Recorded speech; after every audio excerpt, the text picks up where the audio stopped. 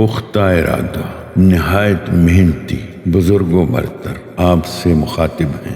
اعوذ باللہ من الشیطان الرجیم، بسم اللہ الرحمن الرحیم۔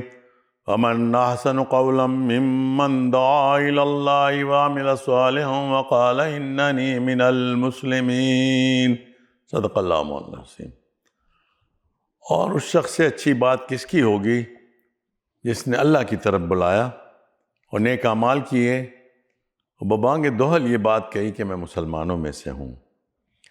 حضرت محترم، اللہ تعالیٰ نے دین کی بات کو، دین کی دعوت کو، اللہ کی طرف بلانے کو سب سے بہترین کلمہ قرار دیا، اور اللہ تعالیٰ کی طرف سے اس انسان کو سب سے زیادہ پسندیدہ انسان قرار دیا جو اللہ کی طرف بلاتا ہے، اللہ کی نمائندگی کرتا ہے، اللہ کا سفیر بنتا ہے، اللہ کی آواز بلند کرتا ہے۔ اور اسی لیے اللہ تعالیٰ نے فرمایا کہ اس شخص سے اچھا کوئی شخص نہیں ہے جو دین کی طرف بلاتا ہے۔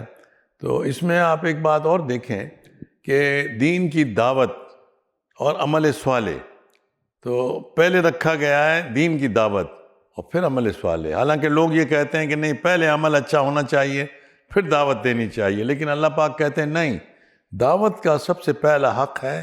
دعوت آپ دو گے تو تمہارا عمل بھی ٹھیک ہو جائے گا اور صالحیت بھی تمہارے اندر آ جائے گی۔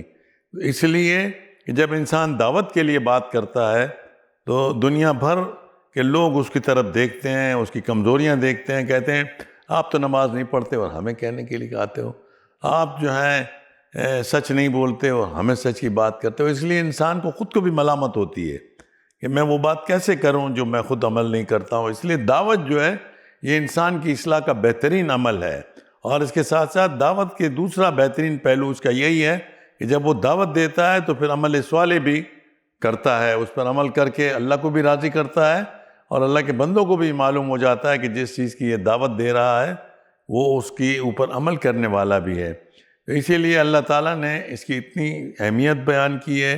دوسری بات جو کہی گئی ہے وہ عمل صالح کی ہے کہ دعوت کے بعد عمل صالح بھی اللہ کو بہت پسند ہے کہ اپنی زندگی میں صالحیت لائیں، اللہ سے تعلق جوڑیں، تقوی پرہیزگاری کو لائیں، نماز روزہ فرائض کی پوری طرح سے ادائیگی کریں اور ایک بہترین شخص ہونے کا ایک نمونہ پیش کریں، ایک اچھے داعی کا، ایک اچھے مسلمان ہونے کا ایک بات پیش کریں۔ اور پھر آخر میں بات فرمائی کہ وہ ببانگ دوہل یہ بات کہے کہ میں مسلمانوں میں سے ہوں۔ اسے کسی سے ڈرنا نہیں ہے، اسے مروب نہیں ہونا ہے، اس کے دین پر اسے اپنی زندگی میں کوئی ملامت و شرمندگی محسوس نہیں کرنی ہے، ایک حوصلے کی بات محسوس کرنی ہے، اور لوگوں کو یہ بات کہنی ہے کہ میں مسلمانوں میں سے ہوں، اور لوگوں کو دین کی طرف اور اسلام کی طرف بلانا ہے۔ تو میرے دوستوں، میں آج کی اس بات میں آپ کو یہی بات کہنا چاہتا ہوں کہ دین کا اصل جو چیز ہے وہ دعوت ہے۔ اسی لیے آپ نبی کریم صلی اللہ علیہ وسلم کو دیکھیں کہ نبی صلی اللہ علیہ وسلم نے دین کا آغاز جو ہے دعوت سے کیا۔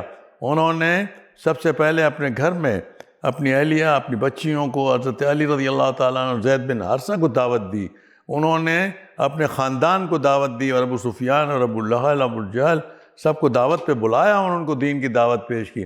اور انہوں نے پبلکلی دعوت پیش کرنے کے لیے کوئی صفحہ کے اوپر کھڑے ہو کے لوگوں کو بلایا، دعوت پیش کی، اور لوگوں کے سامنے جو ہے یہ بات رکھی کہ اللہ کے راستے پر آؤ، اللہ کے دین کی طرف آؤ، بت پرستی چھوڑو، اللہ کی توحید کو اختیار کرو۔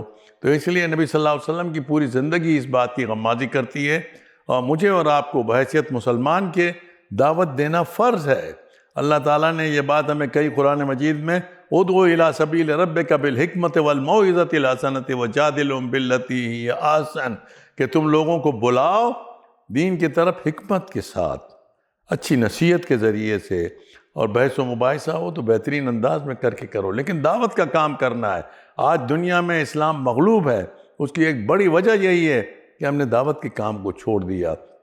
آج تحریک اسلامی کو مضبوط کرنا ہے تو اس کے لیے بھی ایک سب سے بڑا کام یہ ہے کہ عوام میں رابطے ہوں، عوام سے ملاقاتیں ہوں، دین کی دعوت ہو، ان کو درس و تدریس میں بلائیں، ان کو پروگرامات میں بلائیں، اپنے ساتھ لے کے چلیں، اور ان کو اپنے ساتھ اس دائرے کے اندر شامل کریں، تاکہ اللہ کے دین کی جو ہے اس تحریک کو مضبوطی مل سکے۔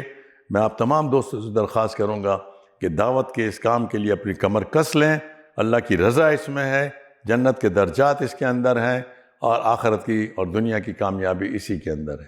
وآخر دعوانا ان الحمدللہ رب العالمین۔